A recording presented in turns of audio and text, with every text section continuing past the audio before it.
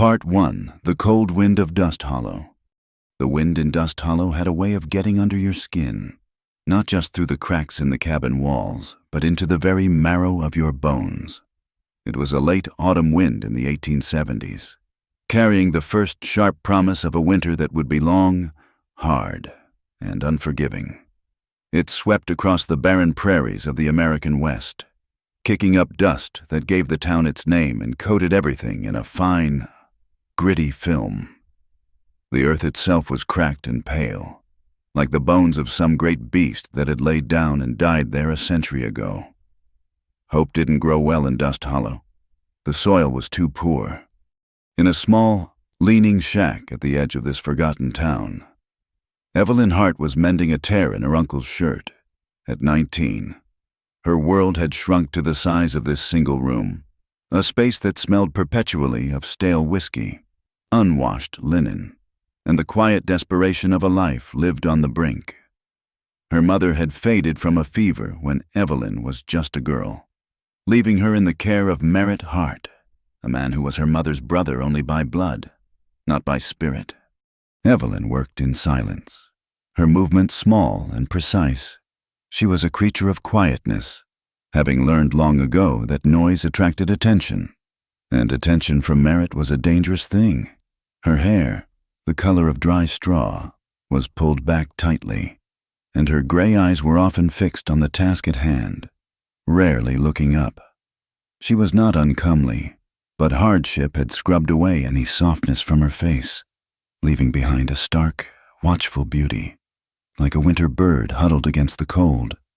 Her hands, though young, were chapped and calloused, the hands of someone who did a man's work for a girl's portion of food.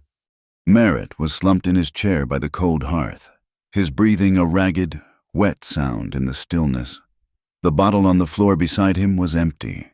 His temper, always simmering, was worse when the drink ran out.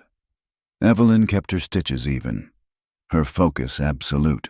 Don't look up, don't speak, don't exist. It was a mantra she had lived by for as long as she could remember. The sound of a horse cut through the wind's low moan. It was a steady, heavy tread, not the frantic gallop of a rider in a hurry, but the deliberate pace of a man with purpose.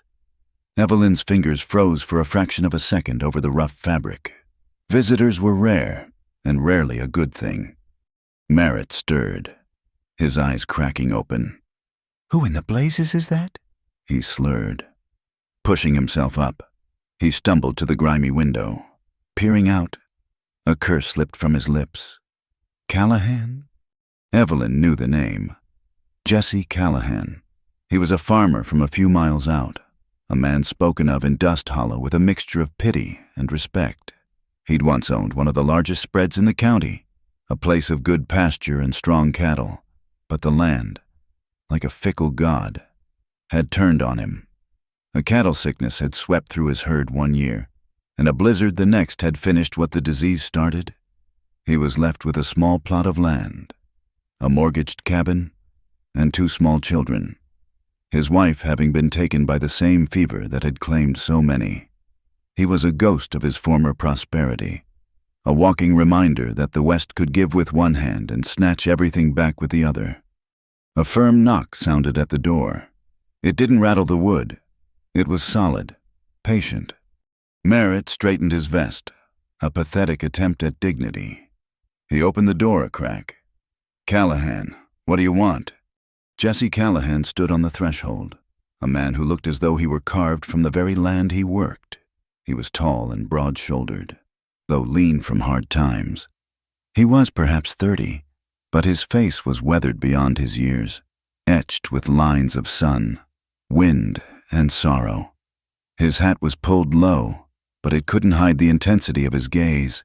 His eyes, a startling blue, were tired but clear. He held no weapon, yet his presence filled the doorway completely. "Merritt," he said, his voice a low baritone, calm and steady. "You know why I'm here. The debt is 3 months past due. I gave you my word I'd wait, and I have. Times are hard." "Callahan," Merritt blustered, not opening the door any further.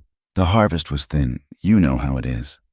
"I know," Jesse replied, and there was no judgment in his voice, only a statement of fact. "But my children need to eat through the winter. I need that money for supplies." It was a fair loan. "I ain't got it," Merritt snapped, his voice rising with the familiar edge of drink-fueled anger. "Not in coin. Anyway." Jesse's gaze didn't waver. He simply waited. This silent patience seemed to unnerve Merritt more than any threat could. The older man's eyes darted around the squalid room, seeking an escape, an excuse, a miracle. And then his eyes fell on Evelyn. She was still sitting in her chair, the shirt clutched in her lap. She had not moved, had hardly breathed, hoping to remain invisible. But it was too late. She was seen, in her uncle's bloodshot eyes. She saw a flicker of cruel calculation.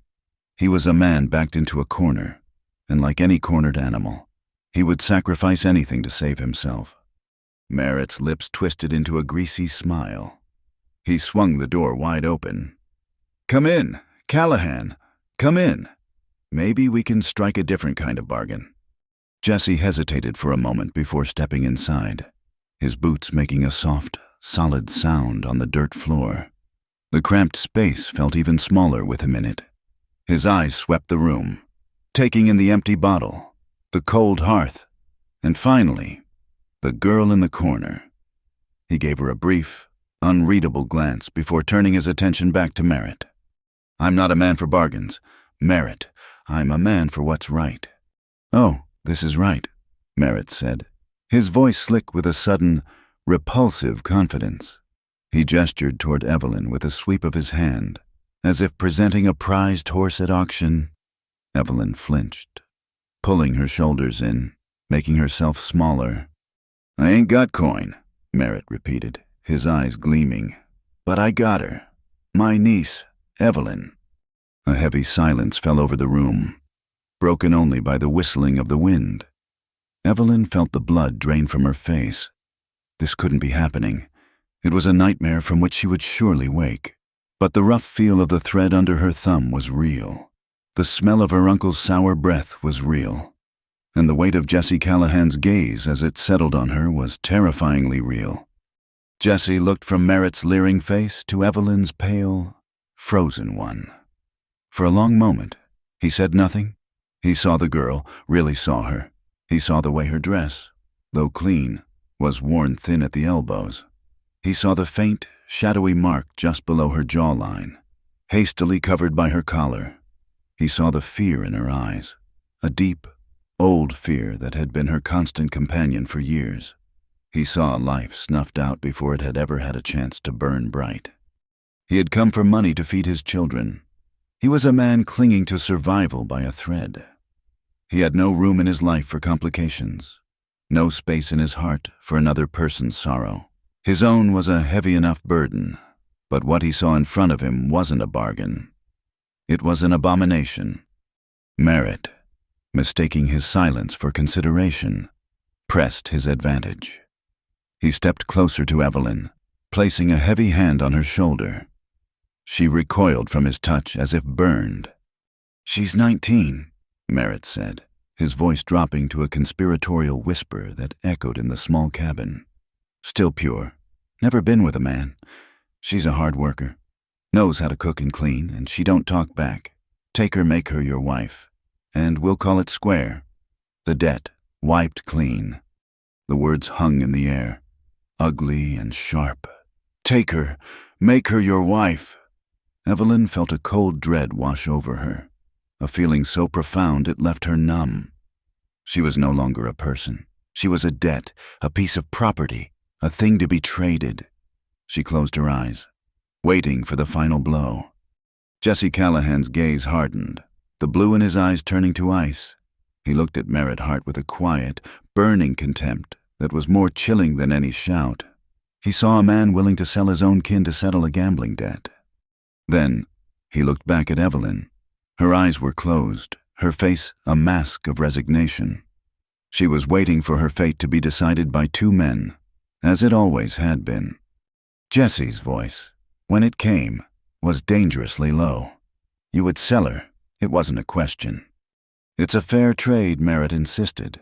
She's worth more than what I owe you. You'll have a wife to warm your bed and a mother for your whelps. Everyone wins. Jesse took a slow step forward, and, for the first time, Merritt seemed to realize he had pushed too far. The farmer was a quiet man, but there was a power in him, a stillness that spoke of immense strength, both of body and of will. Jesse's eyes never left Evelyn. He spoke to Merritt, but his words were for her. "I'll take her," he said, and Evelyn's heart plummeted. The room seemed to tilt. This was it. The exchange was made. She was passing from one cage to another. Merritt's face split into a triumphant grin. "Good man, Callahan, I knew you were reasonable." "But," Jesse cut him off, his voice slicing through Merritt's relief like a knife. He took another step, now standing directly in front of the older man, forcing him to shrink back. "I won't touch her, not unless she asks." The grin slid from Merritt's face, replaced by confusion. "What kind of damn foolishness is that?" "It's my condition," Jesse stated, his voice final. He looked past Merritt, directly at Evelyn, and for the first time she dared to open her eyes and meet his gaze. His blue eyes held no pity, no lust, no ownership. They held something she couldn't name, a solemn promise. Perhaps a recognition of her humanity. "The debt is cleared. She comes with me, but she is not your payment. She is a person leaving your house. Go and gather your things. Miss." He called her Miss. The word was so unexpected, so foreign in this house where she was only ever girl or you, that it stunned her into motion. Numbly, she stood up, her legs unsteady. She went to the small corner that was hers and pulled out a worn burlap sack. There wasn't much to pack a spare dress. Even more patched than the one she wore, a small wooden bird her mother had carved for her, and a tattered book of psalms. Her entire life fit into a single sack. She didn't look at her uncle. There was nothing to say. He had made his final transaction. She walked to the door where Jesse stood waiting, holding it open for her. As she stepped across the threshold, from the shadows of the cabin into the pale, cold light of the prairie, she did not look back. The wind hit her face, sharp and clean, and for the first time in years, it didn't feel like a threat. It felt like a breath. Jesse helped her onto the seat of his worn wooden wagon, his touch on her elbow brief and respectful. He climbed up beside her, took the reins, and with a soft click of his tongue, urged the sturdy horse forward. The wagon wheels groaned as they began to roll, carrying her away from Dust Hollow, away from the only life she had ever known. She sat ramrod straight, her small sack clutched in her lap, her eyes fixed on the endless gray horizon. She was being taken to the home of a stranger, a poor farmer with 2 children, a man who had effectively purchased her. Yet, his words echoed in her mind. "I won't touch her, not unless she asks." It was a strange and bewildering promise. She didn't know if she was free, or if she had just been moved to a different, colder, more isolated prison. As the first snowflakes began to drift down from the heavy sky, dusting the dry earth in a delicate layer of white, Evelyn Hart braced herself for the life that was to come. The cabin in Dust Hollow disappeared behind them, and all that lay ahead was the vast, silent, and unknown territory of Jesse Callahan's land. Part 2, into the cold cabin. The journey to Jesse Callahan's homestead was made in a silence as thick and heavy as the falling snow. The wheels of the wagon creaked a mournful rhythm against the frozen ground, a lonely sound in the vast, whitening landscape. Evelyn sat beside the broad-shouldered stranger, her hands clenched so tightly around her burlap sack that her knuckles were white. She kept her gaze fixed forward, watching as the world she knew was steadily erased behind a curtain of white. She stole a glance at the man beside her. His profile was stark against the gray sky, his jaw set and his eyes focused on the path ahead, which was now little more than a suggestion. He hadn't spoken a single word since they'd left Dust Hollow, and his silence was a canvas onto which she painted her deepest fears. What kind of man was he? He had spoken of rightness and fairness to her uncle, but those were just words. In her experience, men's words were cheap, used to pave the way for their actions. He had taken her, and in the unwritten law of this hard country, that meant she was his. The promise he'd made, "I won't touch her, not unless she asks," seemed like a cruel trick, a bit of poetry before the grim reality set in. After what felt like an eternity, a small, dark shape emerged from the swirling snow. It was a cabin, sturdy and low-built from rough-hewn logs, with a thin ribbon of smoke rising bravely from its stone chimney. It stood alone, a solitary outpost against the immense, empty prairie. Beside it was a small barn, its wood weathered to a silver gray, and a few bare-limbed cottonwood trees that rattled their skeletal branches in the wind. This was not the prosperous ranch he had once owned. This was the last remnant of a life that had been shattered. As the wagon rolled to a stop, the cabin door opened.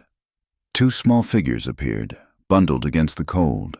A little girl of about 6, with her father's startling blue eyes and a head of tangled blonde hair, and a boy a year or two younger, a smaller, more solemn version of his sister. They stood on the porch, their faces a mixture of hope and apprehension, their breath misting in the frigid air.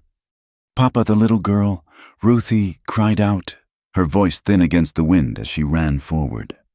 Jesse swung down from the wagon, his stern face softening as he knelt to scoop her into his arms.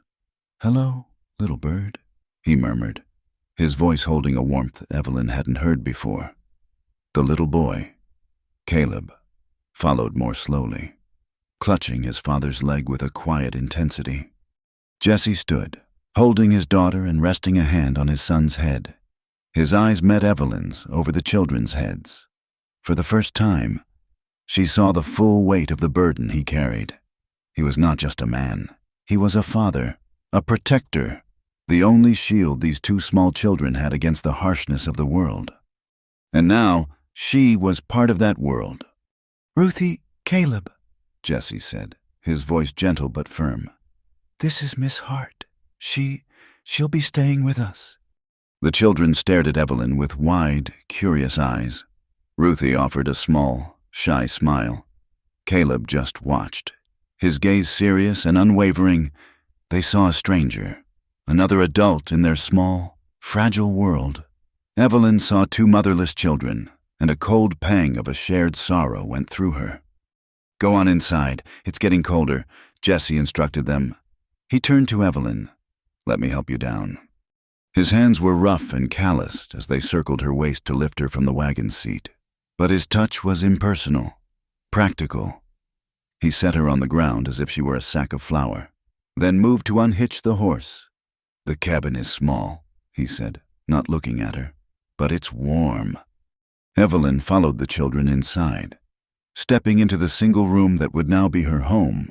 It was, as he'd said, small, but it was clean.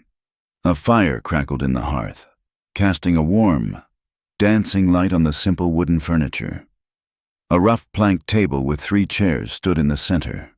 In one corner was a large bed, neatly made, and in the other, 2 small cots. A few iron pots hung by the fire, and shelves on the wall held a meager collection of plates and tins. It was a place of deep poverty, but unlike her uncle's shack, it was a place of order and care. It smelled of wood smoke, pine, and baking bread. The evening passed in a haze of awkward, silent necessity. Jesse brought in firewood and tended to the animals. Evelyn, falling back on the only role she knew, found the flour and started to prepare a simple meal of biscuits and bacon. The children watched her every move, their silence a heavy presence in the room. She was an intruder in their grief, an unknown variable in the equation of their survival. They ate at the small table, the only sounds the scraping of forks on tin plates and the howling of the wind outside. Jesse sat at the head of the table, a silent mountain of a man. He made sure the children ate their fill before taking much for himself. He didn't speak to Evelyn, nor she to him. The arrangement that had brought her here was a shameful, unspoken thing that lay between them, as tangible as the table itself. After the meal, Jessie sent the children to their cots. Ruthie whispered a shy, "Good night, ma'am," to Evelyn, while Caleb simply burrowed under his blanket. Evelyn cleared the table, her movement stiff and automatic. Her mind was a whirlwind of dread. This was it. The children were asleep. The door was barred against the storm. The night had come. This was her wedding night. She had been sold. She had been bought. And now, payment was due. She braced herself, her back rigid as she washed the last plate. She had learned long ago to endure, to make her mind go somewhere else while her body stayed behind to weather the storm. She would not cry. She would not fight. She would simply be the silent, still creature she had always been. Jessie sat by the fire, sharpening a knife with a whetstone, the rhythmic shh sound grating on her raw nerves. The firelight played across the harsh planes of his face, making him look older, harder. Finally, the scraping stopped. He stood up. Evelyn's heart hammered against her ribs. She turned slowly from the washing basin, drying her hands on her apron, her eyes fixed on the floor. She could feel his gaze on her. This was the moment. He walked not toward her, but to a large wooden chest at the foot of his bed. He opened it and pulled out a thick, clean wool blanket. Then he walked to the hearth and stood before her. She didn't look up, but she could feel his presence, his sheer size filling her vision. She waited for his hand on her arm, for the command to follow him to the bed. Instead, he did something that completely shattered her expectations. He gently draped the heavy blanket over her shoulders. It was warm from being near the fire, and its weight was a comfort, not a threat. "The floor is cold," he said, his voice low and even, "but the fire should keep you warm enough." Evelyn's head snapped up, her eyes wide with disbelief. She stared at him, utterly bewildered. He wasn't looking at her with desire or demand. He was looking at her with a kind of weary, respectful distance. His eyes flickered to her hands, which were red and chapped raw from years of harsh lye soap and cold water. He reached for a small tin on the mantel and placed it on the table beside her. It was a salve of bear grease. "For your hands," he said simply. He then picked up his own thin blanket from the bed and his rifle, and walked toward the door. He paused with his hand on the latch, his back to her. "You're safe here, Evelyn," he said, his voice barely a murmur over the storm. "I don't take what ain't freely given." And with that, he unbarred the door, stepped out into the freezing, snow-swept night, and pulled it shut behind him. She heard the soft thud of him settling down on the covered porch, a man choosing the bitter cold over claiming a right he had not earned. The shock of it was a physical blow. It left her breathless, swaying on her feet. All her life, she had been an object, a servant to her uncle, a commodity to be traded. She had been prepared for the worst, had built walls within herself to withstand it. But she had no defense against this, no defense against decency. Slowly, as if in a dream, she sank to the floor before the hearth, pulling the thick wool blanket around her. The warmth seeped into her chilled body, but it couldn't touch the cold knot of confusion in her soul. She looked around the quiet cabin. The two children slept peacefully in their cots. The fire crackled, a small, defiant point of light and heat against the vast, dark wilderness outside. The storm raged, but inside this small log room, there was a profound and unnerving peace. She picked up the tin of salve. Her hands were shaking. Unscrewing the lid, she scooped out a small amount of the grease and began to gently rub it into her chapped skin. It was a simple, practical gesture, but it felt like the most profound act of kindness she had ever known. Tears she hadn't even known she was holding back began to well in her eyes. They were not tears of fear or sadness, but of a bewildering, painful relief. She had been brought to this cold cabin as a wife, but on her wedding night, the man who had bought her had given her something she'd never had before, a choice. He had given her safety. He had treated her like a person. But as the initial shock subsided, a new, more complicated feeling began to settle in its place. He had not taken her as a wife. He had not claimed her as property. So what was she, a housekeeper, a guest, a charity case, taken in to settle a debt, now living on the mercy of a stranger? She was free from her uncle's tyranny, but she had stepped into a new kind of isolation, a loneliness so vast and undefined it felt as boundless as the snow-covered prairie outside her door. She was safe, yes, but she was utterly, terrifyingly alone.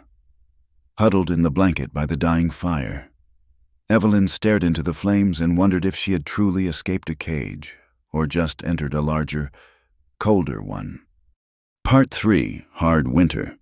The days that followed fell into a rhythm dictated by the sun's brief appearance and the relentless demands of survival. Winter tightened its grip on the prairie, burying the world under a blanket of silent, unforgiving white. The wind was a constant predator, clawing at the log walls of the cabin, searching for any crack through which to steal their precious warmth. Life inside became a small, focused ritual of chores, a silent dance of 3 strangers and 2 small children under one roof. Each morning, Evelyn would wake before dawn to the sound of Jesse stirring on the porch. She would hear the soft crunch of his boots in the snow as he went to tend the animals, his presence a dark, solid shape moving against the blue-gray light. By the time he returned, his face raw from the cold, she would have the fire coaxed back to life from the glowing embers she'd carefully banked the night before. This was their unspoken pact. He faced the brutality of the world outside. She maintained the small circle of warmth within. She learned the geography of this new life through her hands. She learned the heft of the water bucket, the sting of the icy well water on her skin. She learned the precise amount of flour and lard to make biscuits that wouldn't turn out as hard as stones. She learned the smell of snow melting on wool and the particular way Caleb's hair curled at his neck when he was sleepy. The children were her silent observers. Ruthie, with her father's solemn blue eyes, would watch to Evelyn's every move, a small shadow in the corner of the room. Caleb was even more reserved, a quiet boy who clutched a small, whittled horse and rarely spoke. Evelyn understood their caution. She was a disruption, a stranger at their hearth where their mother should have been. She did not push. She simply existed alongside them, offering a quiet presence, mending their clothes with the same neat stitches she had used on her uncle's shirts, ensuring they always had a warm piece of bread to hold. But the most daunting task lay outside the cabin door, the wood pile. It was shrinking at an alarming rate, and the fallen timber Jesse had hauled in before the first major snow needed to be split. Jesse was gone for most of the daylight hours, checking his trap lines in the desperate hope of catching a rabbit or a fox to trade for supplies. The responsibility of keeping the fire fed during the day fell to her. Her first attempts were pitiful. The splitting axe was enormous, heavy and unwieldy in her hands. She would swing with all her might, only to have the axe head bounce off the frozen log with a dull thud, jarring her arms to the shoulder. The wood mocked her, solid and unyielding. She felt a familiar frustration, the old feeling of weakness and inadequacy that had defined her life in Dust Hollow. One afternoon, Jesse returned early, his face grim, the trap lines empty. He found her in the clearing beside the barn, panting for breath, her hair stuck to her sweaty brow despite the freezing air. She was hacking at a stubborn piece of cottonwood, her swings becoming wild and dangerous. He said nothing, simply walked over and took the axe from her unresisting hands. Her fingers were stiff with cold, and she was grateful to let it go.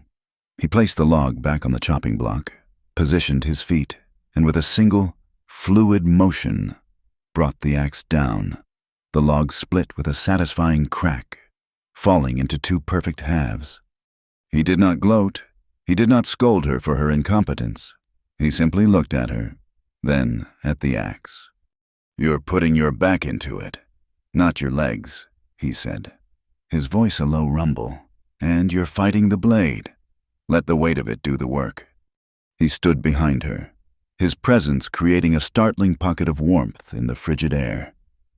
"Here," he said. He placed the axe back into her hands, then covered her hands with his own to guide her grip. His touch was a shock. His hands were huge, calloused, and surprisingly warm.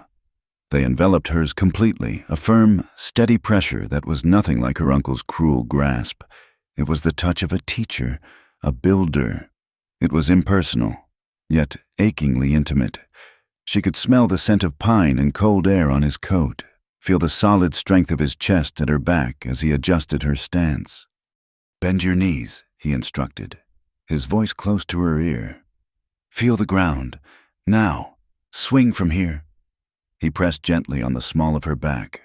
"Let it flow up. Eyes on the spot you want to hit. Just one spot." Together, they lifted the heavy axe. She could feel the power in his arms guiding hers, making the motion feel effortless, graceful. For a moment, they were a single entity, bound by the simple, urgent task of splitting wood. Their breath mingled in a white cloud before them. "Now," he murmured. They brought the axe down. It hit the log with a sharp, clean thwack, sinking deep and splitting the wood in two. A small, involuntary gasp escaped Evelyn's lips. It was a feeling of pure, unadulterated accomplishment.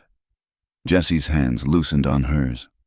She looked down at the split log, then up at him. He was already looking at her. Their eyes met, and in that frozen moment, something shifted.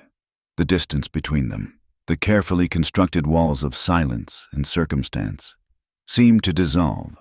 She saw in his eyes not a master or a buyer, but a man who was tired, who was struggling, but who possessed a deep, quiet well of decency. He saw not the pitiful creature he'd rescued from a drunkard's shack, but a woman with a flicker of fierce determination in her gaze. The moment passed as quickly as it came. He stepped back, breaking the contact, and the cold rushed back in to fill the space between them. "You'll get the hang of it," he said, his voice gruff as he turned away. Just be careful. From that day on, her hands became a testament to her new life. They blistered, the blisters broke, and they bled. The pain was a constant, dull throb. Every night, by the light of the fire, she would rub the bear grease salve into her raw palms. It was a quiet ritual of healing. Jesse would watch her sometimes from his chair, his expression unreadable, before turning his attention back to mending a piece of tack or oiling his rifle. The sight of her bloodied hands was a silent conversation between them. It was the price of survival, a price they were both paying in different ways. These hands were no longer the hands of a victim. They were the hands of a woman who was learning to fight back against the cold. He continued his small, unspoken acts of kindness. One morning, she found a new, sturdy iron hook hammered into the wall next to the hearth, perfectly placed for the heavy stew pot that she struggled to lift. Another evening, she discovered her old, worn-out shoes, the ones with a sole that was threatening to part company, sitting by the fire. Someone Jesse had carefully restitched the leather with strong, waxed thread, the stitches small and even. He never mentioned these things, and she never acknowledged them. They were gifts left in the silence, small anchors of care in a vast ocean of hardship. Slowly, tentatively, the children began to thaw. Ruthie started leaving small treasures for her on the hearth, a pretty, smooth stone, a bird's feather. One day, Evelyn found the little girl crying quietly in the barn because the corn-husk doll her mother had made her had lost an arm. Evelyn sat down in the hay beside her, and without a word, took out her sewing kit and carefully reattached the limb. Ruthie watched her, her blue eyes wide, and when Evelyn was finished, the little girl threw her arms around Evelyn's neck in a fierce, sudden hug that stole her breath away. The turning point, the moment the deep frost of their existence finally began to crack, came on a day when the wind was so fierce they couldn't see the barn from the cabin. Supplies were running low. For days, They had eaten little more than salted pork and hard biscuits. In an attempt to make something different, something that felt like a treat, Evelyn decided to make cornbread, using a precious spoonful of molasses to sweeten it. She was so focused on getting it right, mixing the cornmeal and buttermilk just so, that she didn't notice Caleb had toddled close to the fire. He reached a small hand out toward the dancing flames. With a cry of alarm, Evelyn lunged, scooping him up just in time. She held him close, her heart pounding, scolding him gently. In the commotion, she forgot about the bread baking in the cast-iron skillet on the hearth. The smell hit them all at once, acrid, black, and choking. Smoke filled the small cabin. Evelyn spun around. The cornbread was a blackened, smoldering disk. Her first instinct was the old, familiar panic. She had failed. She had wasted precious food. She braced for Jesse's anger, for the cold disappointment in his eyes. He had been working outside, and he came in, his face grim, coughing in the thick smoke. He looked at the skillet, at the ruined bread, and then at her. She stood there, frozen, Caleb still on her hip, her face smudged with soot. He didn't yell. He didn't even sigh. He simply walked to the door and propped it open, letting a blast of frigid air rush in to clear the smoke. He turned back and looked at the pathetic, charred lump, the absolute finality of her failure, the sheer blackness of the bread. Struck her not as a tragedy, but as something utterly, hopelessly absurd. All that effort, all that worry for this. A small chuckle escaped her lips, a sound of pure, nervous exhaustion. Then, something inside her broke free. The chuckle grew, bubbling up from a place deep inside that she thought had long gone cold.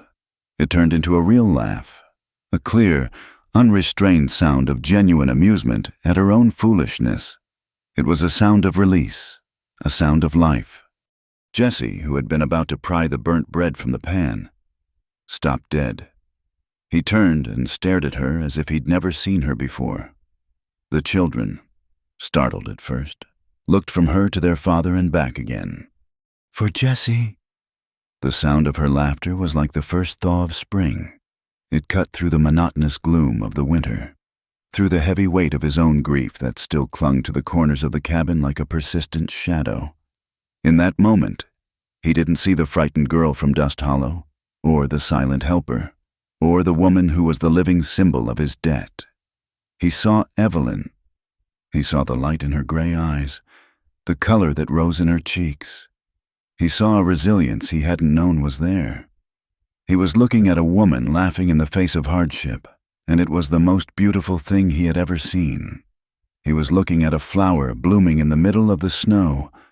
The laughter subsided, leaving a soft smile on Evelyn's face. The smoke had cleared. The air was still cold, but it felt cleaner, fresher. The silence that fell between them now was different. It wasn't empty or awkward. It was comfortable, filled with a new, unspoken understanding. The hard winter was far from over, but for the first time, inside the small, warm cabin, there was a flicker of hope. Part 4. The Words That Hurt. In the weeks that followed the incident of the burnt cornbread, a fragile peace settled over the small cabin. It was not a boisterous or joyful peace, but a quiet, tentative truce with the harshness of their lives. The laughter that had broken the smoky air had also broken something else, the thick wall of silence that had separated them. They began to speak.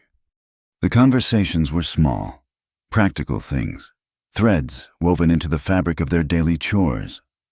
"The snow is lighter today," Jesse might observe, and Evelyn would reply, "Perhaps you'll have luck with the traps." He would tell her about the tracks he'd seen a lone wolf, a family of deer, and she would tell him that Ruthie had learned to make a cat's cradle with a piece of string. They were the words of people sharing a space, a life, a struggle. They were not the words of a master and a servant, or a buyer and his purchase.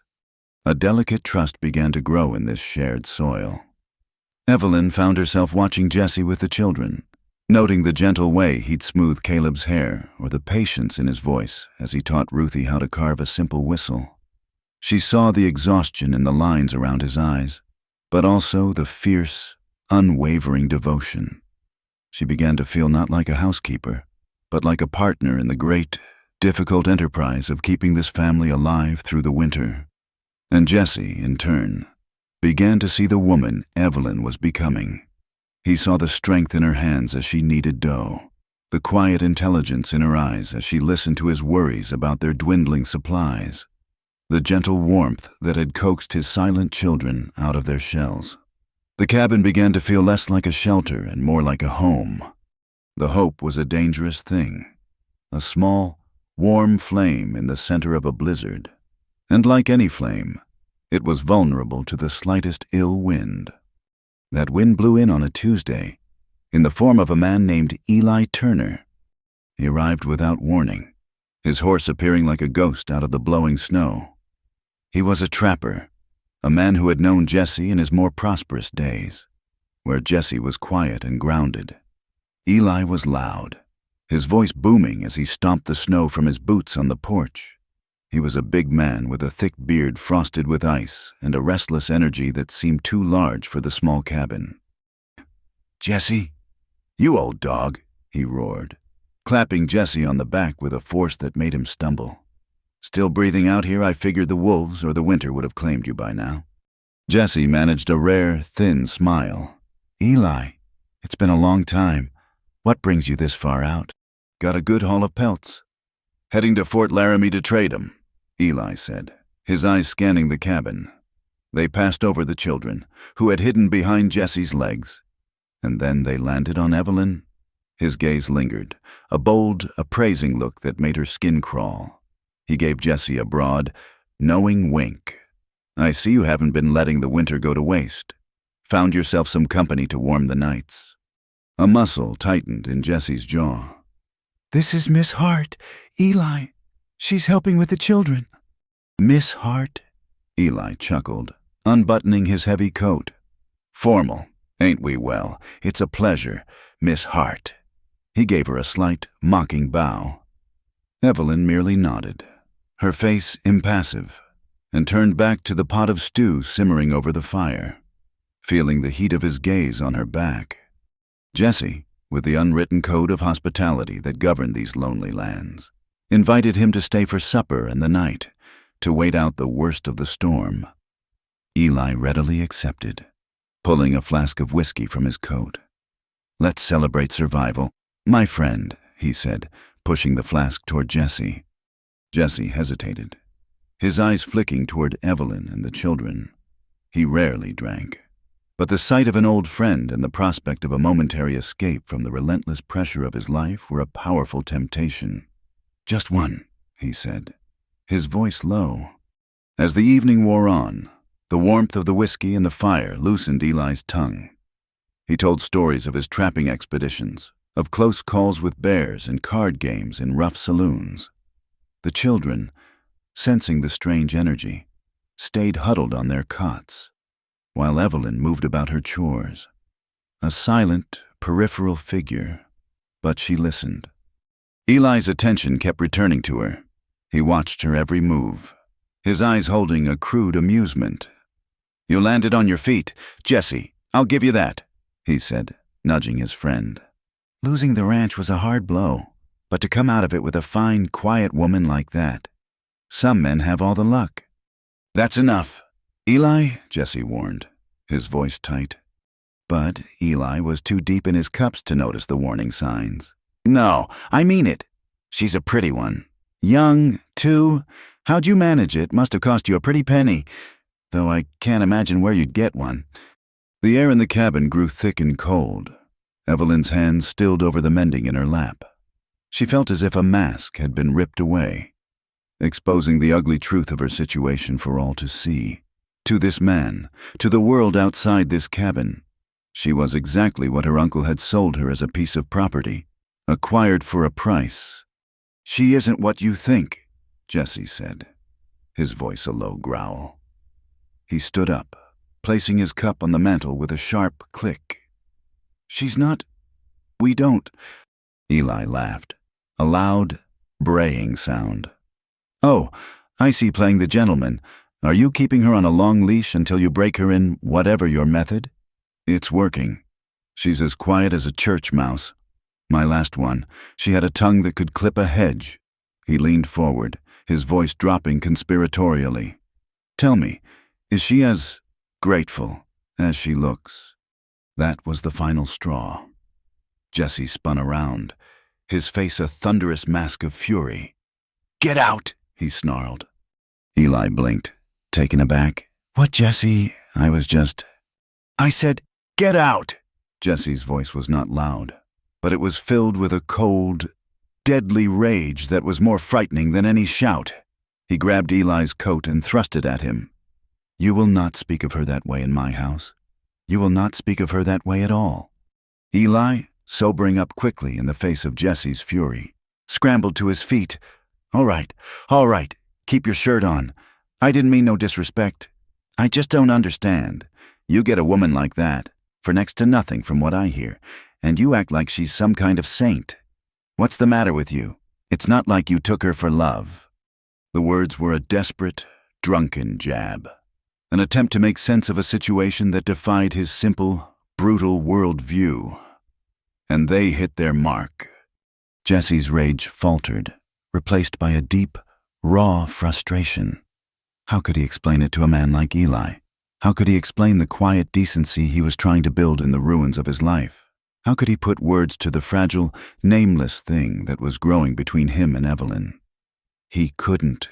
So, he reached for the only words he thought Eli might understand, words that would put an end to the sordid speculation. He turned his back on Eli, his shoulders slumped in defeat. His voice was a low, bitter rasp, meant only for his friend's ears, but in the dead silence of the cabin, it carried to every corner. I took her out of pity, not love. The words struck Evelyn with the force of a physical blow. Pity. The needle she was holding slipped, pricking her finger. A single, perfect drop of red blood welled on the tip. She stared at it, unblinking. The entire world seemed to shrink down to that single drop of blood. Pity. It was a word more cruel than any curse, more painful than any blow. It was not the word of a monster, but of a good man. And that was the most devastating part of all. All the small kindnesses, the mended shoe, the hook for the pot, the lesson on splitting wood, the blanket on that first night were recast in a new, horrifying light. They were not acts of respect. They were gestures of charity. She was not a partner, but a project. A stray dog he had taken in from the cold. He had not saved her from being an object. He had simply given her a more comfortable shelf to sit on. The fragile home she thought she was building was a fantasy. The trust she had nurtured was a lie. Eli mumbled an apology and stumbled out into the storm, but Evelyn barely registered his departure. She heard Jesse bar the door and sigh heavily, the sound of a man weary to his very soul. She kept her head bowed over her sewing, her stitches suddenly tight and uneven. She could feel his eyes on her, but she could not look at him. If she did, he would see the utter devastation his words had caused, and she could not bear his pity. Not now. She waited until he had settled into his chair by the fire, his head in his hands. She waited until the children's breathing had deepened into the steady rhythm of sleep. Then, moving with a ghost-like quietness, she stood up. She went to her corner and pulled out the old burlap sack. It didn't take long to pack. The spare dress, the book of Psalms, the small wooden bird. She looked at the shoes Jesse had mended for her. She couldn't take them. They were a gift of pity. She would leave in the one she had arrived in. Her eyes fell on Ruthie's cot. Lying beside the sleeping girl were the shoes Evelyn had been mending for her earlier that day. The leather now strong and whole. A wave of love and sorrow washed over her. These children were the only bright spot in her desolate life. Leaving them was like tearing out a piece of her own heart. Carefully, so as not to wake her, she placed the mended shoes right by Ruthie's pillow, where she would see them the moment she woke up. It was the only goodbye she could offer, a final, silent act of care. She pulled her thin shawl tight around her shoulders. It was no match for the storm that raged outside, but it was all she had.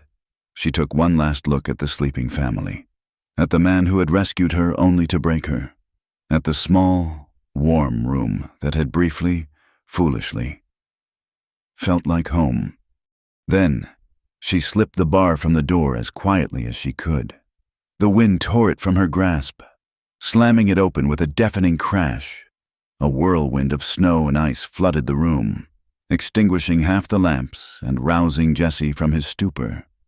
He looked up, his eyes wide with confusion and alarm, just in time to see her silhouetted against the roaring white chaos. "Evelyn." She didn't answer. She didn't look back. She stepped out into the storm and was immediately swallowed by the blizzard. For a single moment, her small, determined figure was visible against the swirling whiteness, and then she was gone. The only thing she left behind was the howling of the wind and a profound, bone-deep cold that had nothing to do with the winter. Part 5 into the storm. For a long moment, Jesse was paralyzed. The icy blast of the storm that had roared in through the open door was nothing compared to the cold that seized his heart. He stared at the empty doorway, at the raging wall of white where Evelyn had just been. His mind refused to process what had happened. It was impossible. She couldn't have. She wouldn't. I took her out of pity, not love. His own foolish, prideful, damnable words echoed in his ears, a damning verdict. He had said them to shut Eli up, to protect her from a drunkard's leering assumptions. He had thought he was shielding her honor, but in his clumsy, stupid way. He had taken a hammer to the most fragile thing in the world, the tentative, unspoken trust that had been growing between them. He had confirmed her deepest fear that she was nothing more than an object of charity. "Papa!" Ruthie's small, frightened voice snapped him out of his stupor. Both children were sitting bolt upright on their cots, their eyes wide with terror at the sudden chaos. The wind was a physical beast in the room, scattering ashes from the hearth and tearing at the blankets on their beds. Panic, sharp and acidic, rose in Jesse's throat. He lunged for the door, fighting the wind to force it shut, the heavy bar thudding into place with a sound of finality. The cabin was suddenly, horribly quiet again, save for the muffled roar of the blizzard outside and the sound of his own ragged breathing. He looked at the empty space by the fire where she always sat. He saw the mending basket, the glint of the needle she'd dropped. He saw the mended shoes placed so carefully by Ruthie's pillow. It was a goodbye, a final, gentle act of service before she walked out into a storm that would kill a seasoned frontiersman, let alone a slip of a girl in a thin shawl. "She's gone," Caleb whispered, his voice trembling. The words galvanized Jesse into action. He couldn't think. He couldn't let the guilt paralyze him. There was only one thing that mattered. He had to find her. "Stay here," he commanded, his voice hoarse. He stoked the fire, piling on logs with a desperate urgency, trying to build a fortress of warmth that would last. "Do not open this door. For anyone. Do you understand?" "Ruthie," her face pale, nodded bravely. "are you going to find her, Papa?" Jesse looked at his daughter, at the fear in her eyes, and his heart broke all over again. "I am," he said, the words a raw promise. He pulled on his heaviest coat, his gloves, and his hat, his movements swift and economical. He grabbed his rifle and a length of rope. Every second was an eternity. Every gust of wind against the cabin walls sounded like a death sentence. He gave each of his children a hard, quick hug. "I'll be back. I'm bringing her back." Then he was out the door, plunging headfirst into the white hell of the blizzard. The force of the wind staggered him, and the cold was a physical blow, stealing his breath. Snow, as fine and sharp as sand, blasted his face, blinding him instantly. He fought his way to the barn, the familiar 50 paces feeling like a mile. His horse, old John, whinnied nervously in his stall. the whites of his eyes showing. The animal knew the foolishness of what his master was about to do.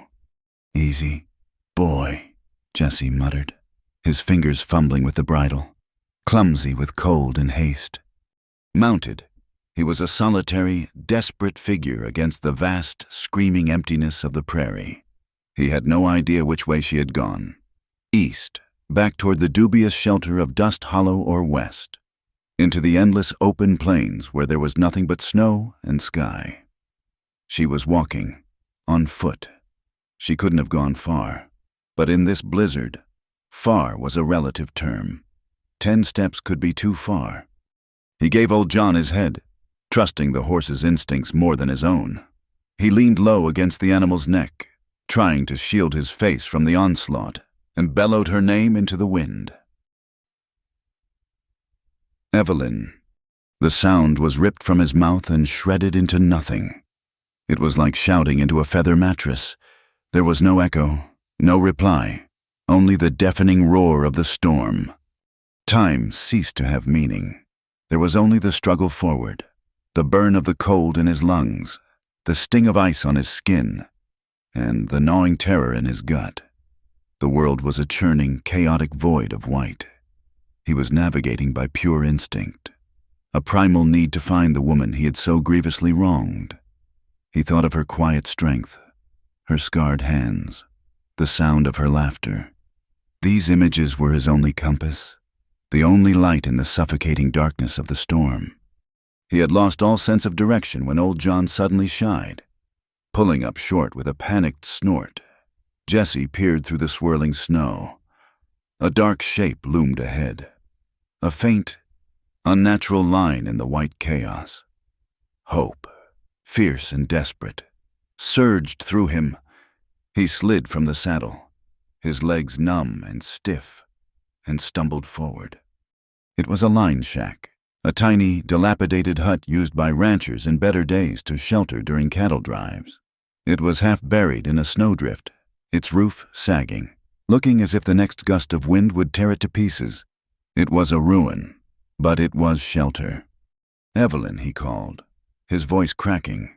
He pushed against the crude door, which was frozen shut. He put his shoulder into it, once, twice, and on the third try, the rotten wood gave way with a splintering groan.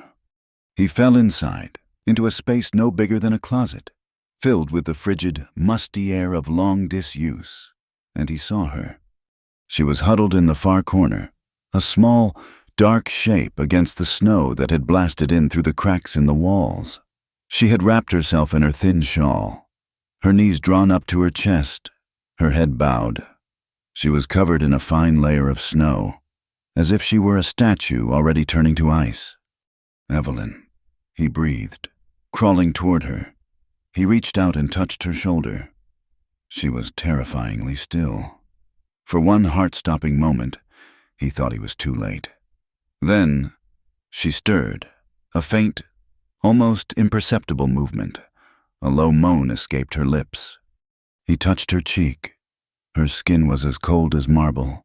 Her lips were blue. She was alive, but only just. The life force in her was a flickering ember, seconds away from being extinguished. Panic and training took over. He had to get her warm, now. His own hands were numb, but he fumbled in his coat for his tinderbox. His fingers were too stiff.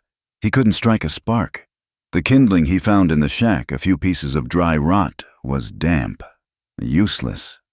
There was only one way. One source of heat he had left, his own body, working with a desperate speed.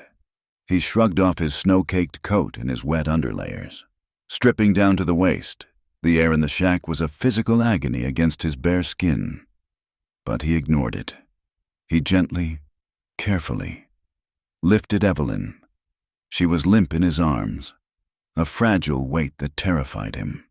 He laid her down on his coat, unbuttoned her own frozen dress, and pulled her shivering, icy body against his bare chest. Her skin was so cold it burned him. He wrapped his arms around her, pulling her tight, trying to force his life, his heat, his very will to live into her. He then dragged his driest saddle blanket over both of them, creating a small, desperate cocoon of shared space. He held her, rocking her gently, his chin resting on the top of her snow-dampened hair. He could feel the faint, fluttery beat of her heart against his ribs. It was too slow, too weak. "Stay with me, Evelyn," he whispered, his voice thick with unshed tears. "Please, stay with me. Don't you leave me." Words began to pour out of him, a broken, desperate confession into the cold air of the hut. "I'm a fool, Evelyn, a damn fool. What I said to Eli, it was for him, not for you. It was the only thing I could think of to make a man like that understand, to make him stop looking at you like that. I was trying to protect you, but I'm a clumsy oaf and I broke the one thing that mattered." He pulled her closer, pressing his cheek against hers, trying to share his breath. "Pity," he choked out, the word tasting like poison. "God, no, never pity. I haven't felt pity since the day I met you." He held her tighter, as if he could physically fuse them together, stop the cold from stealing her away. "You were never pity, Evelyn. You were the reason I woke up each day." The confession, spoken into the heart of the storm, was the truest thing he had ever said. This place, this life, it was just a husk. It was a shell I was living in for the children. I was just going through the motions, chopping the wood, setting the traps, watching the sun rise and set. I was a ghost. And then you came and you were so quiet and so afraid, but you were so strong.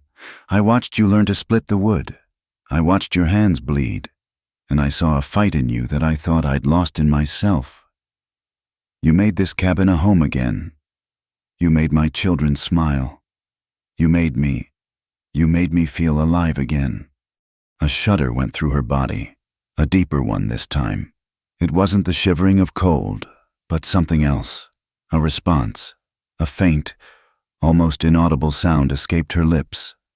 He pulled back slightly, looking down at her face. Her eyes were still closed, her lashes dark with melted snow against her pale skin. But a tear was tracking its way down her temple. That single tear gave him a surge of renewed strength. He had to make a fire. He laid her down gently, wrapping her tightly in the blanket, and turned back to the tinderbox. His hands were still clumsy, but his will was iron. He scraped and scraped, a wild desperation in his movements, shielding the flint and steel from the drafts. A tiny spark flew. It landed on the tinder. It glowed.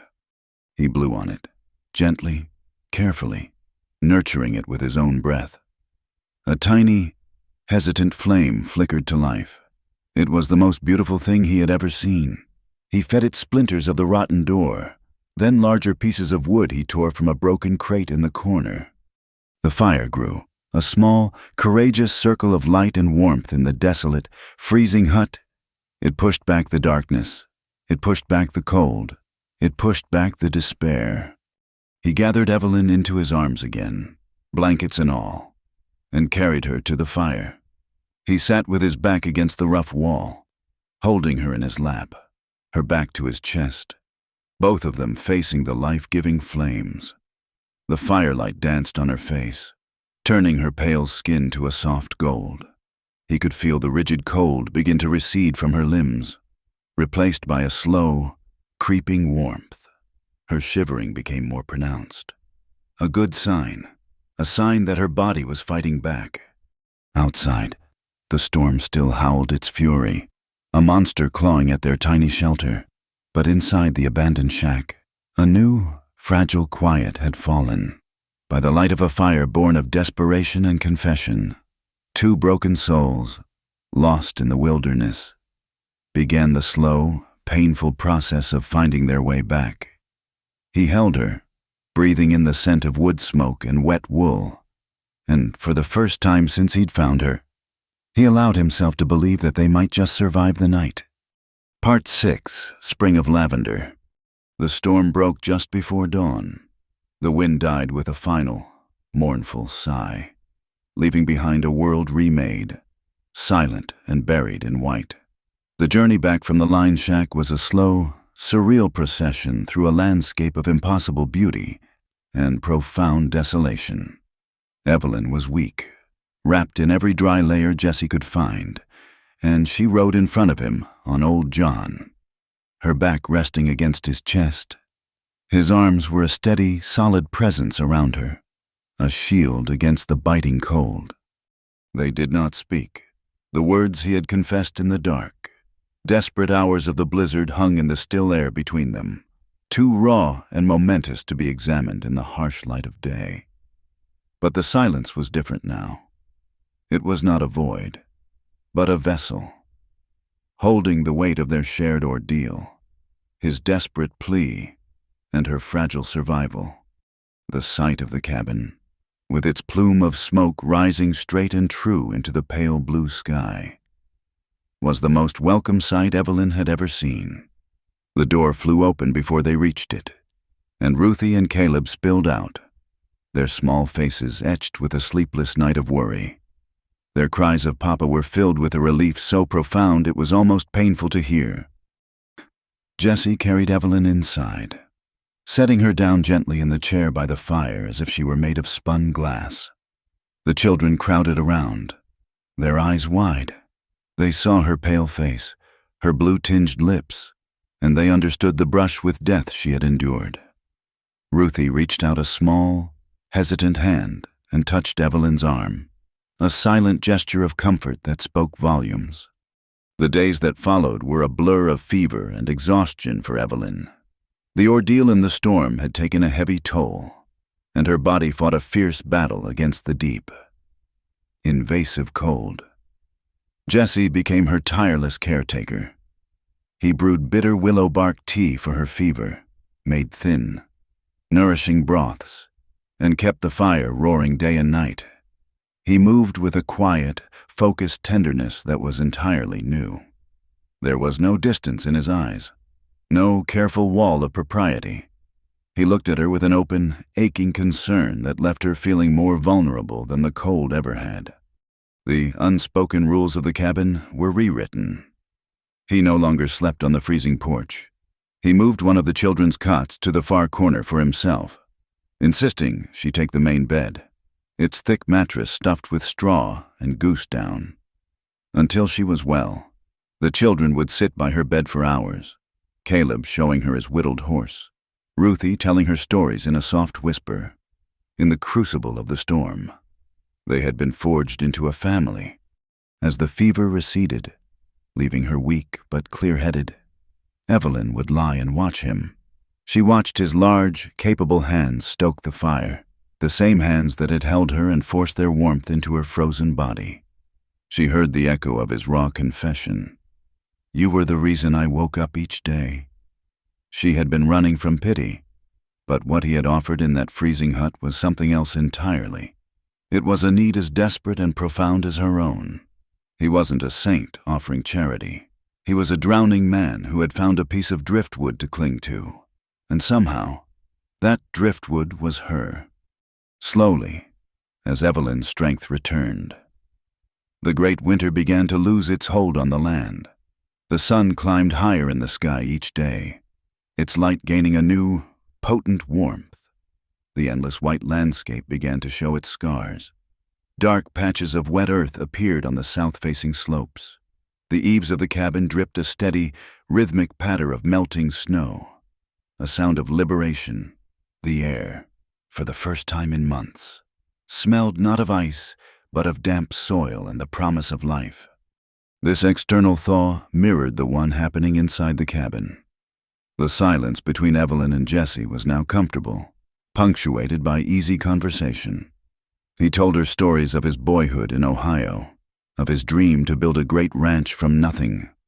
She, in turn, found the courage to speak of her mother, of her love for books and wildflowers, painting a small, precious portrait of the woman she had lost. They were carefully uncovering the people they had been before hardship had scoured them down to their essential, surviving selves. One afternoon, when the sun felt as warm as a blanket on their skin, Jessie stood up from his work mending a harness. "Come with me," he said to Evelyn. "There's something I want to show you." She followed him out of the cabin, her mended shoes sinking slightly into the soft, muddy ground. The world felt new, washed clean by the melting snow. He didn't lead her toward the barn or the well, but around the side of the cabin to a small, sheltered ridge that she had never explored. It was a place that caught the full force of the afternoon sun, and the snow here had melted almost completely, leaving behind a patch of dark, rich-looking earth. And there, pushing their way up through the last remnants of dirty, pockmarked snow, were dozens of small, determined green shoots. They were organized in neat rows, a testament to a gardener's loving hand. Evelyn knelt, her fingers hovering over one of the tiny plants. "What are they?" she asked, her voice soft with wonder.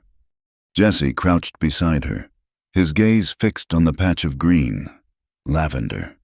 He said, his voice was thick with memory, "It was my wife's, Sarah's. She planted it the first year we were here. She said that a place wasn't a home until something beautiful grew there, just for the sake of being beautiful."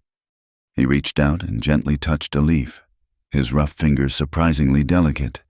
"After she passed, I couldn't stand to look at it. It was her part of this land, and it felt wrong to be here without her. I let it go. I expected the weeds in the winter to claim it."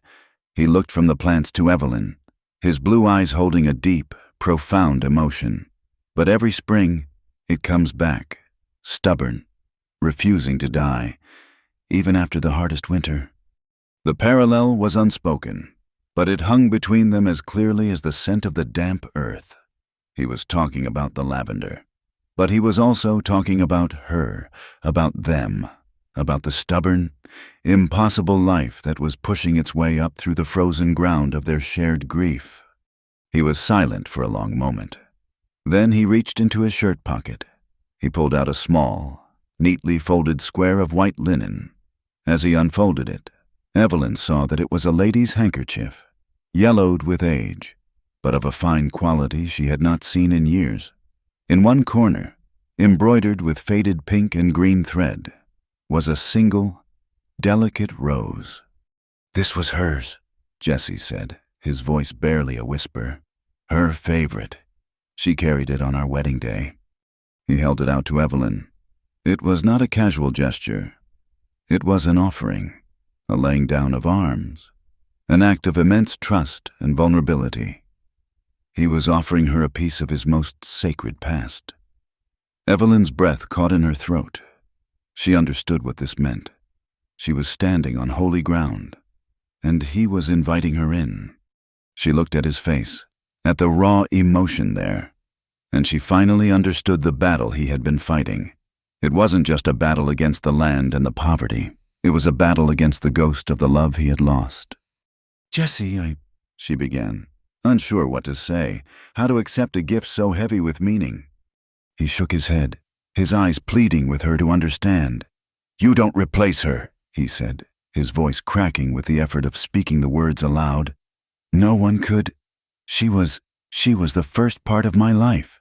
He took a deep, shuddering breath and looked at Evelyn, his gaze so intense it felt like a physical touch.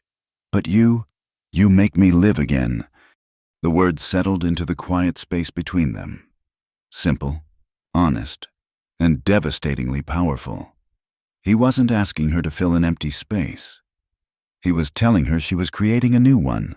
He was telling her that she was his spring after a long, hard winter. Tears welled in Evelyn's eyes as she reached out and took the handkerchief from his hand. The linen was soft, worn with love. She held it, this relic of a woman she would never know, and she felt no jealousy, no sense of being a replacement. She felt only a profound sense of connection, of a legacy of love being passed from one hand to another. She looked from the handkerchief to the green shoots of lavender pushing through the snow, then to the man standing before her, his heart laid bare. She thought of the long, terrifying nights in her uncle's shack, of the fear that had been her only companion. She thought of the first night in this cabin, of the unexpected safety she had found by the fire. She thought of the howling storm and the feel of his arms around her. A circle of warmth and life in the midst of death. I used to be afraid of the night," she said, her voice clear and steady. "Now I have a fire with you." It was her own confession, her own declaration of trust, her own promise. And then she did something she had never done before, something that required more courage than facing down a blizzard. She reached out her free hand, the one not holding the handkerchief, and took his large, calloused hand was rough against hers, but it was warm and steady. He flinched, as if startled by the contact. Then his fingers closed around hers, a firm, gentle pressure that sent a jolt of warmth straight to her heart. It was not a gesture of passion, but of partnership, of acceptance, of homecoming. They stood there for a long time, hand in hand on the lavender ridge, the warmth of the spring sun on their faces. The last of the snow melted around them, and the world smelled of new beginnings. Part 7. The Fall into the Well. The season turned. The tender green of the lavender shoots deepened into a dusty silver gray, and the land, freed from its prison of snow, breathed a long, slow sigh of relief. The days grew longer, warmer, filled with the drone of bees and the scent of wild prairie roses. A fragile, hard-won peace settled over the Callahan homestead, a peace built not on grand declarations, but on the small, daily acts of a shared life. The way Evelyn would have a hot cup of coffee waiting for Jesse when he came in from the fields. The way he would instinctively reach for her hand to help her over a patch of rough ground. The easy laughter of the children who now orbited her as closely as they did their father. The memory of the blizzard was a scar they all carried, a dark line that marked the before from the after. But like any scar, it was also a sign of healing, a testament to a wound that had closed. The words of pity had been washed away by a confession of need, and fear had been replaced by a quiet, steady trust. Life was still hard, the soil was stubborn, and the specter of debt still loomed. But now, they faced it together. The cabin no longer felt like a temporary shelter, but an anchor, and the nights, which Evelyn had once feared, were now a time of quiet communion. They would sit by the fire, the children asleep on their cots, and talk in low voices, their shared silences as comfortable as their words. Love, they were discovering, was not a sudden lightning strike. It was a slow, patient fire, built one stick at a time, a warmth to hold against the inevitable cold. The final test came not from the sky, but from the earth itself. It happened on a bright, deceptively beautiful afternoon. The sky was a vast, cloudless blue, and a gentle breeze rustled the leaves of the cottonwood trees. Evelyn was hanging laundered sheets on a line strung between the cabin and a sturdy tree, the white fabric billowing like sails in the wind. The clean, sun-baked scent filled the air. Jesse was in the small barn, mending a broken plow, the rhythmic clang of his hammer a steady, comforting heartbeat in the background. The children, as they often did, were playing nearby. The old stone well, with its low, crumbling wall, was a source of endless fascination for them. It was a place of cool, mossy smells and mysterious echoes. Ruthie was making a small fort out of twigs, while Caleb, now a sturdy and adventurous boy of 5, was chasing grasshoppers that leaped and danced in the tall grass near the well's edge. Evelyn watched them with a fond eye. She had warned them a dozen times to be careful, but the carelessness of childhood was a force as powerful as the wind. She turned to pick up another wet sheet from her basket. The sound that broke the afternoon's peace was not a loud one. It was a small, frantic shout from Ruthie, followed by a sickening scrape of boot leather on stone, and then a heavy, terrifying splash that seemed to swallow all other sound. Evelyn's blood ran cold. She dropped the sheet and spun around. Ruthie was standing at the edge of the well, her face a mask of white terror, her small hand pointing down into the dark, circular void. "Caleb," she screamed, the name a raw, ragged tear in the fabric of the day. Before Evelyn could even take a step, Jesse burst from the barn, his face grim, the hammer still clutched in his hand. He had heard it too. He didn't ask a question. He saw Ruthie's pointing finger, and a primal, animal instinct took over. He dropped the hammer and ran, covering the distance to the well in a few powerful strides. He reached the edge, glanced down into the darkness for a fraction of a second, and without hesitation, he vaulted over the low stone wall and disappeared into the depths. Evelyn reached the well a moment later, her heart a frantic drum against her ribs. She peered down. It was about 20 feet deep, the stone walls slick with green moss and dark, cold water. Jesse was there, treading water, his head and shoulders just visible in the gloom. He was holding Caleb, who was coughing and sputtering, his small arms wrapped around his father's neck in a terrified grip. "I've got him," Jesse yelled up, his voice echoing strangely off the stone walls. "He's scared, but he's breathing." A wave of relief so powerful it made her dizzy washed over Evelyn. "Can you climb?" she cried. "The rope, throw down the rope." The thick hemp rope was coiled neatly beside the winch, the heavy wooden bucket resting on the ground. Evelyn's hands were shaking, but she worked with a desperate speed, unhooking the bucket and tossing the end of the rope down into the darkness. "I've got it," Jesse confirmed. "Pull." Evelyn grabbed the rope with both hands. She braced her feet against the well's stone lip, the rough rock digging into the soles of her shoes, and pulled. The rope went taut, and for a moment, nothing happened. The sheer, dead weight was immense. Jesse was a strong, heavy man, and he was carrying the dead weight of his son, both of them waterlogged and slick. "Pull, Evelyn." His voice was strained, urgent. She leaned back, putting every ounce of her being into the effort. The muscles in her back and arms screamed in protest. The rough rope felt like it was tearing the skin from her palms.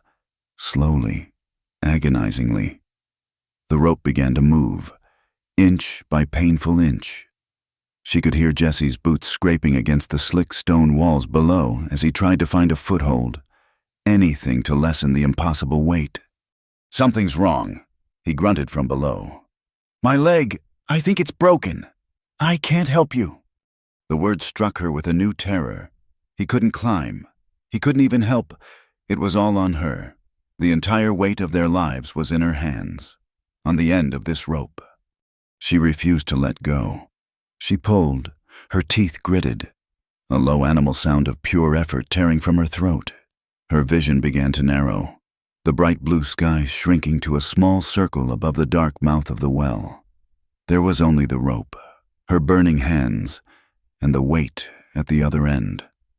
Hand over hand. She pulled. The rope was digging deep into her palms now, and she could feel the warm, slick wetness of blood mingling with the dampness of the hemp. She didn't care. She braced her feet, leaned back until her spine felt it would snap, and hauled. Suddenly, a searing, blinding pain exploded in her left shoulder. It was a sharp, sickening, grinding agony, as if her arm was being ripped from its socket. A cry of pure pain escaped her lips. Her shoulder had given way. The joint had popped.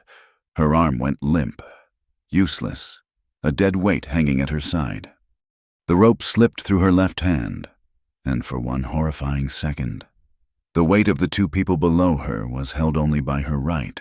The rope burned across her palm as it slid, and Jesse and Caleb dropped a foot with a jarring splash and a cry of alarm from below.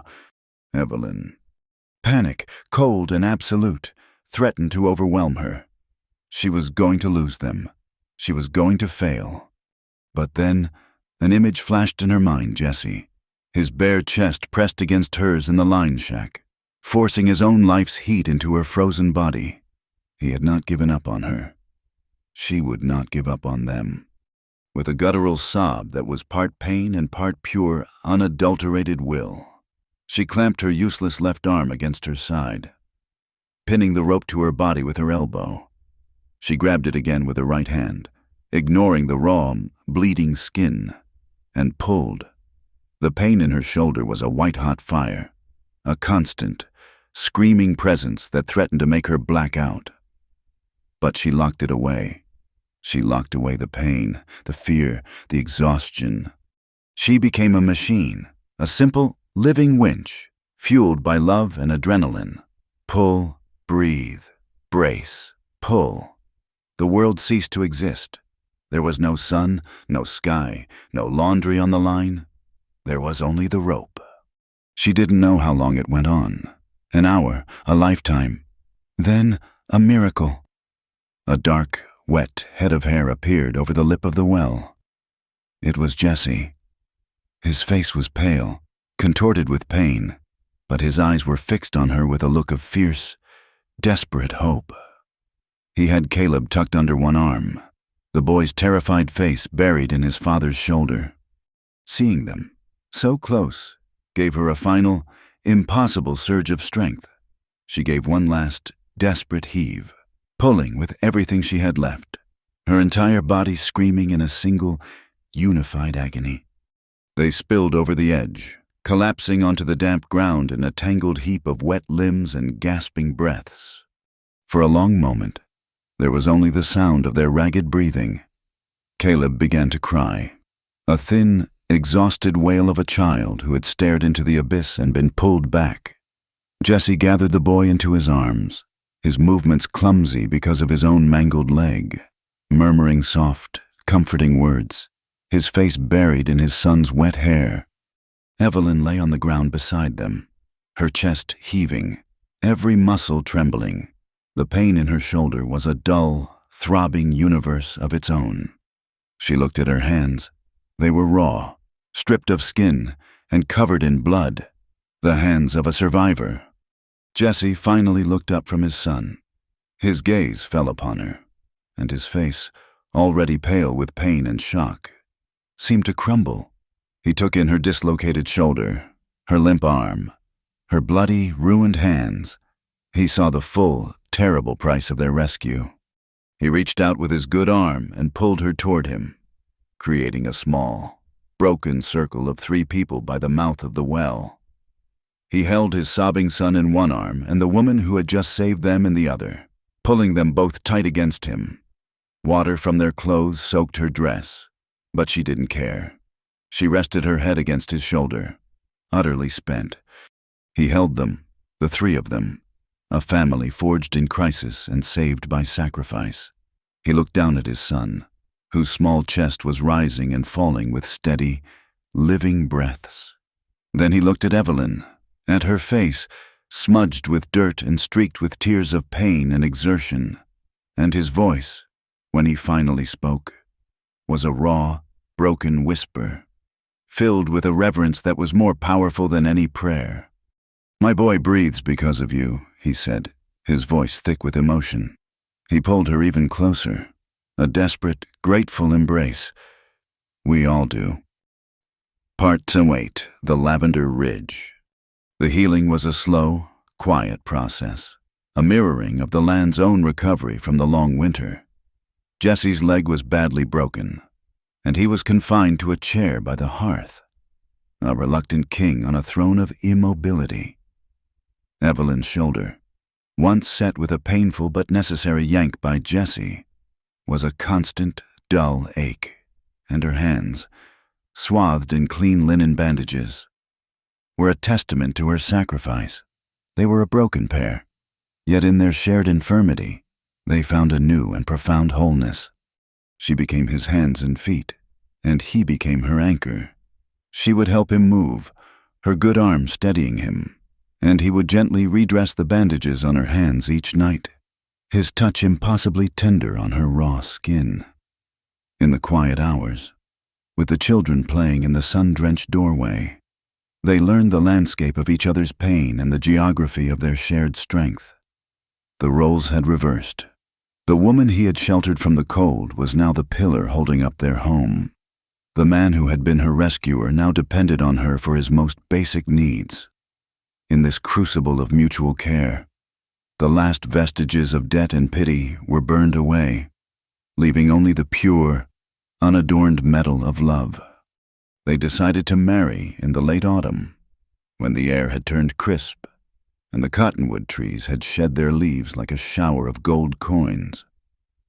It was the same time of year she had first arrived, a deliberate choice to mark the closing of a circle and the beginning of a new one. There was no preacher, no congregation, no feast. Their vows were not to be witnessed by the world, but by the land that had tested them and the children who were the reason for their fight. The ceremony took place on the lavender ridge. The plants, which had bloomed in a fragrant purple haze all summer, were now dry and silvery, their scent still clinging to the air, a ghost of the summer's promise. Jesse, leaning heavily on a carved wooden crutch, stood beside her. He wore his best shirt, mended at the collar by Evelyn's own hands. Evelyn wore a simple dress of dark blue calico, her hair braided with a few late-blooming wildflowers Ruthie had picked for her. The children stood before them, their face scrubbed and serious, serving as the small, solemn witnesses to this union. They had no rings of gold. Instead, Jesse took 2 sprigs of the dried lavender, their stems tough and resilient, and tied them into small circles with a piece of red thread from Evelyn's sewing basket.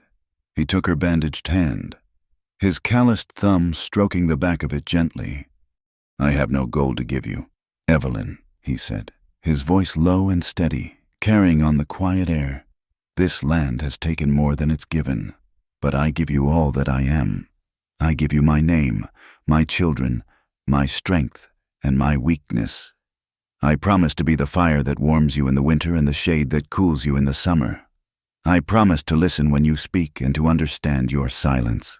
I thought I was saving you from the cold, but it was you who saved me from the emptiness." He slid the fragile lavender ring onto her finger. Tears streamed down Evelyn's face, but she did not weep. She looked into the clear blue of his eyes, the eyes she had once feared, and saw her home. She took the other lavender ring, her movements careful.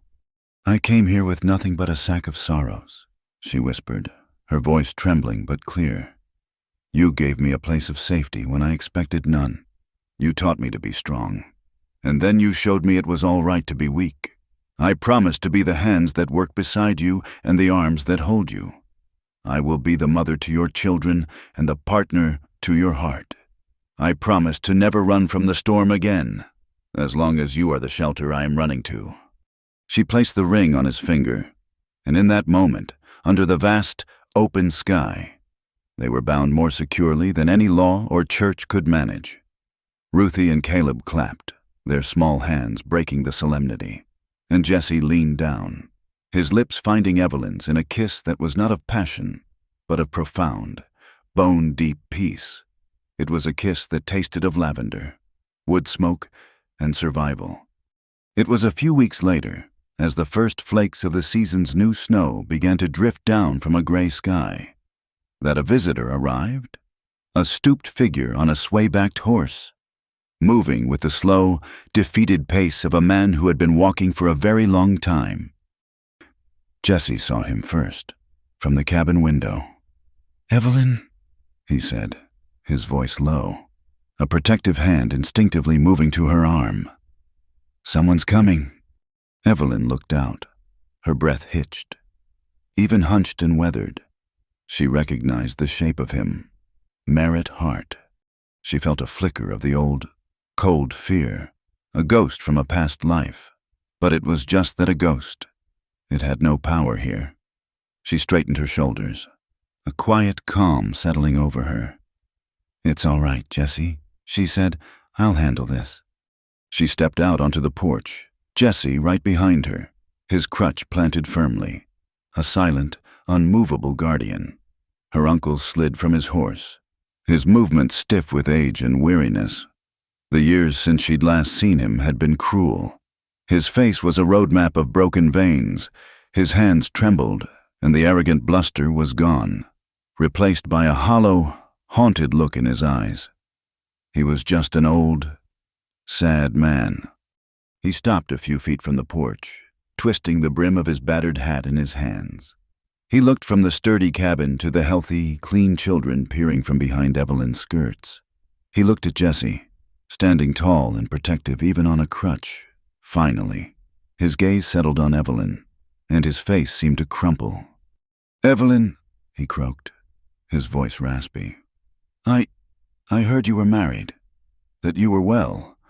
"I am," she said, her voice even, without anger or accusation.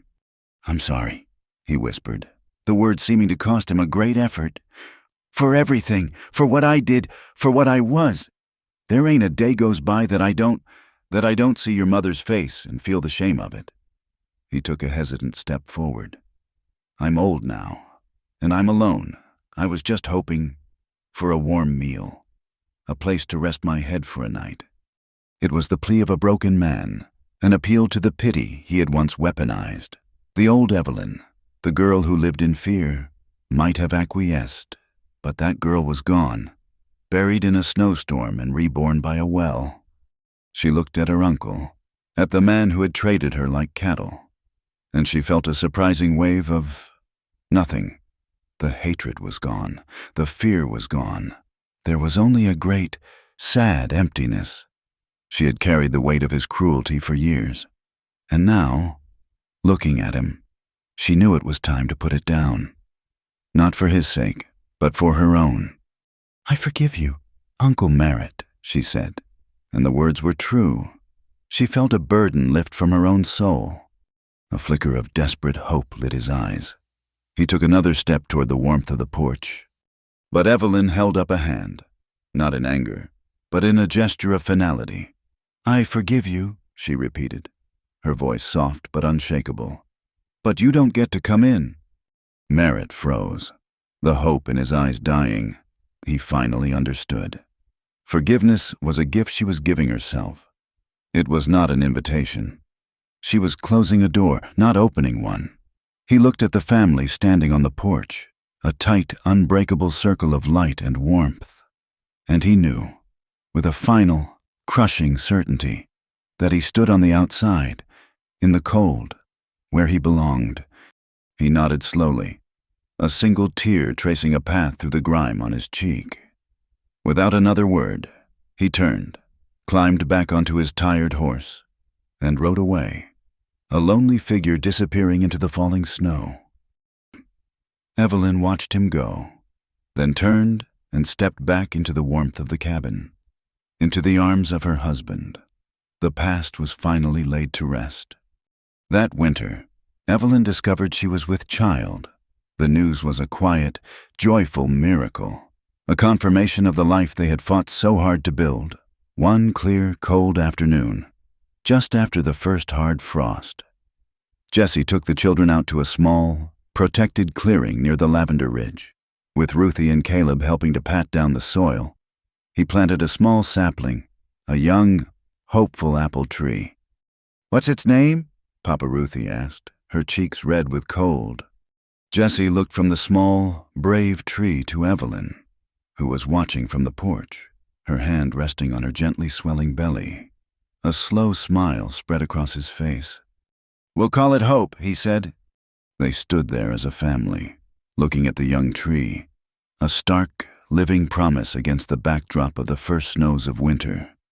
It was a fragile thing, but its roots were deep in the hard, unforgiving soil of the West, the soil that had taken so much from them, but had also given them each other. They knew there would be other storms, other blizzards, other hard winters, but they also knew that like the stubborn lavender on the ridge, like the small tree named Hope, their love would not only endure, it would grow. It was a love that had learned the West's most important lesson. True love doesn't rescue you from hardship. It gives you the strength to survive it, together.